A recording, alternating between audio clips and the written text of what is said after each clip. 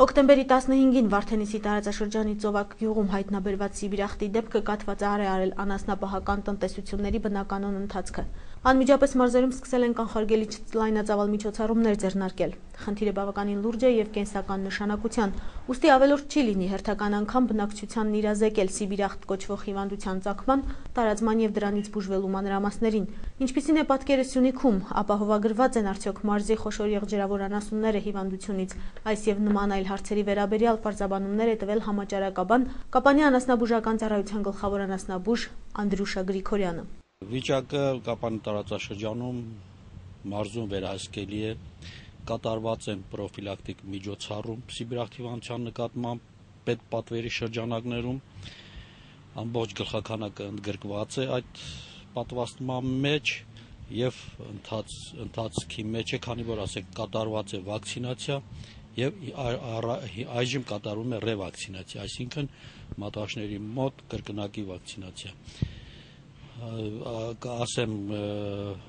վակցինան կատարվում է, ստացել ենք պետպատվերի շրջանակներում, պետպատվերի միջոցառում է դա,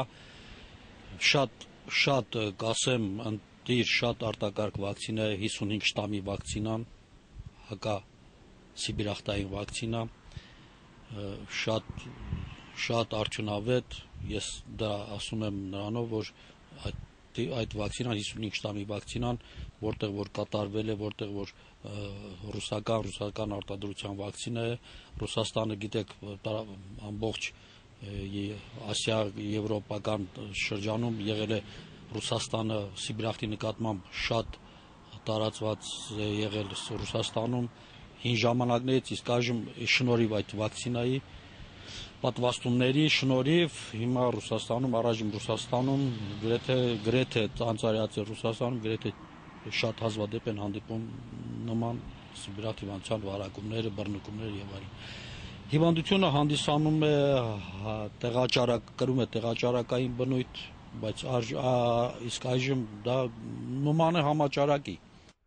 Այսօրվա դրությամբ մարզում սիբիրախտով հիվանդ անասուն չկա, ձեռնարկվում են բոլոր համապատասխան միջոցները վարակից խուսափելու համար։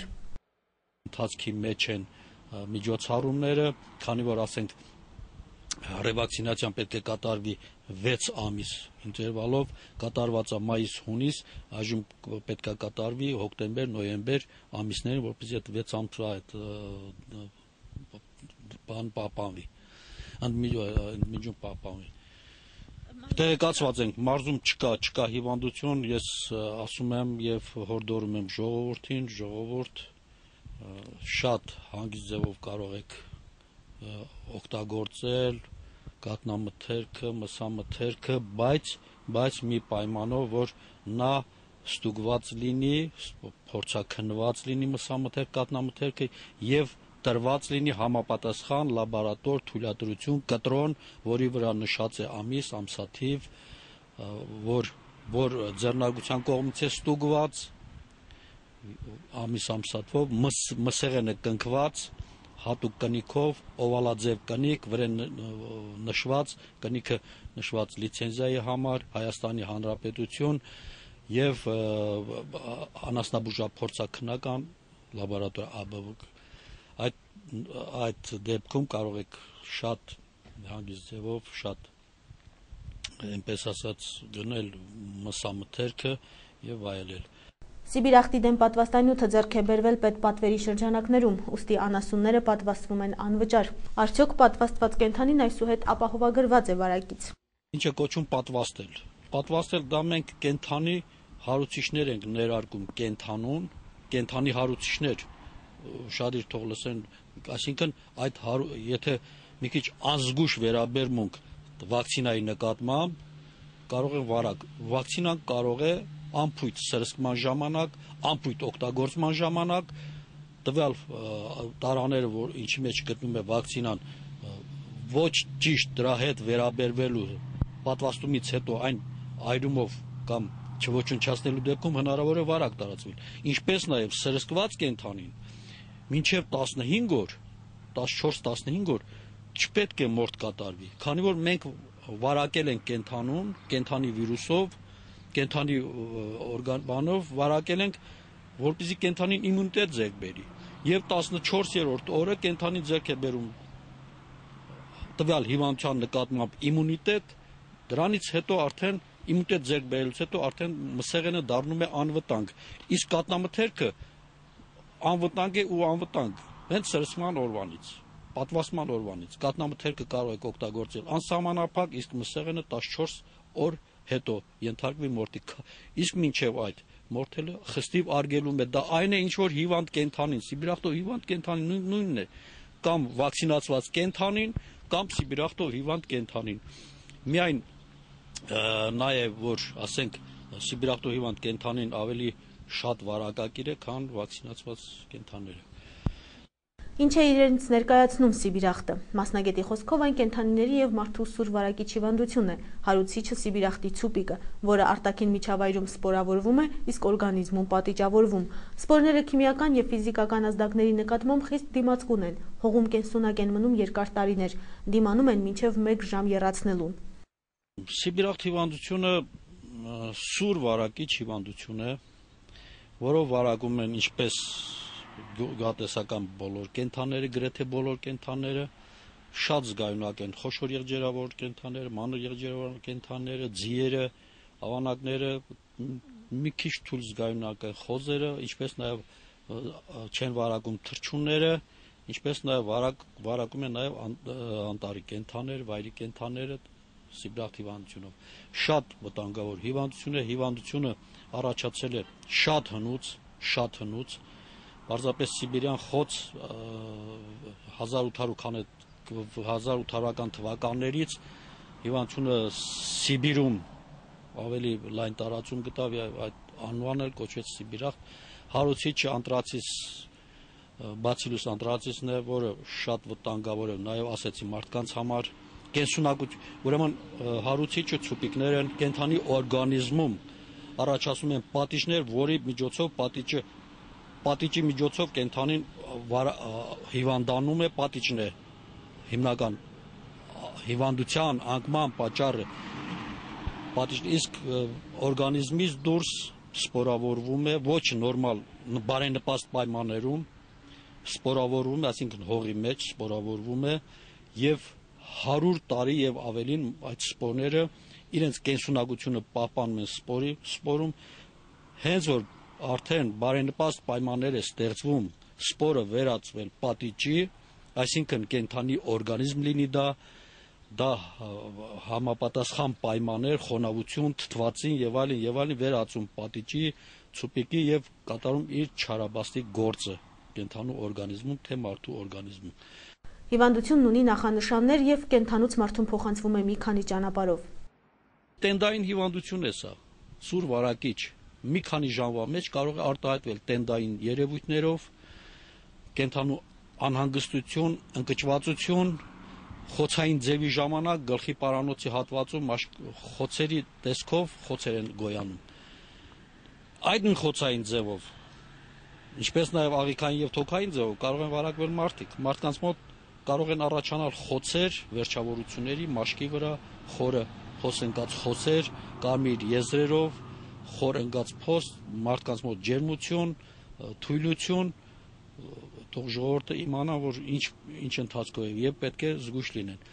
Խիստ հազվադեպ են հիվանդ մարդուց վարակվելու դեպքերը։ Սիբիրախտի գաղտնի շրջանը մի քանի ժամից մինչև 8 օր է։ Տարբերվում են սիբիրախտի կլինիկական 4 ձև՝ մաշկային, աղիքային, թոքային եւ սեպտիկ։ Վերջինս արտահայտվում է մաշկի արյունազեղումային երևույթներով, ընդհանուր թունավորմամբ, եւ առաջինից երկրորդ օրն ավարտվում է մահով։ Առավել վտանգավորները դա աղիքային եւ թոքային ձևերն են։ Մաշկային ձևը նկատելի է նաև կենդանների մոտ, մաշկային ձևը